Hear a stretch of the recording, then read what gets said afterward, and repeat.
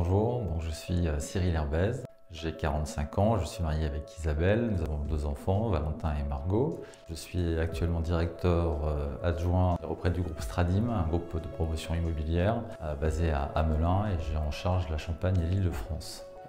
Alors la foi se concrétise au sein du travail de façon très naturelle. Il n'y a pas d'un moment où on est plus dans la foi ou plus dans le travail.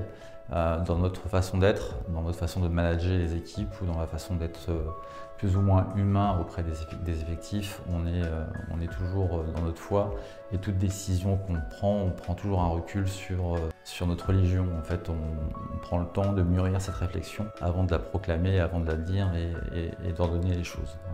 Voilà. Ma vocation pour être diacre est un appel que j'ai formulé directement auprès de notre évêque, puisque j'ai été atteint en 2017 d'un cancer qui a ravivé ma foi dans l'Église, et j'ai promis à notre Seigneur que lorsque j'aurais été guéri, j'aurais consacré du temps à l'Église. Donc c'est ce que je fais, je consacre maintenant énormément de temps à l'Église, d'où cette démarche auprès du diaconat.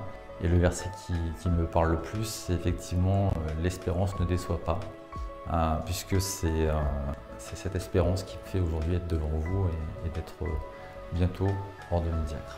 Ce que je pourrais conseiller à ces jeunes qui se posent des questions, c'est d'éviter de s'en poser. C'est de vivre chaque instant comme un instant magique, que ce soit avec des amis ou que ce soit en relation avec le Seigneur. Il y a naturellement... Moi, j'ai quitté la foi. Le temps de mes études, j'étais consacré sur autre chose. Je n'étais pas sur ma foi profonde. Et il y a un moment, une épreuve, ou en tout cas des examens ou autre chose, permettent de se recentrer, d'avoir un point d'ancrage. Et donc, je leur conseillerais quand il y a une difficulté quelconque, c'est de se rapprocher de ce qui peut nous écouter et ce qui peut nous apporter, c'est-à-dire notre foi.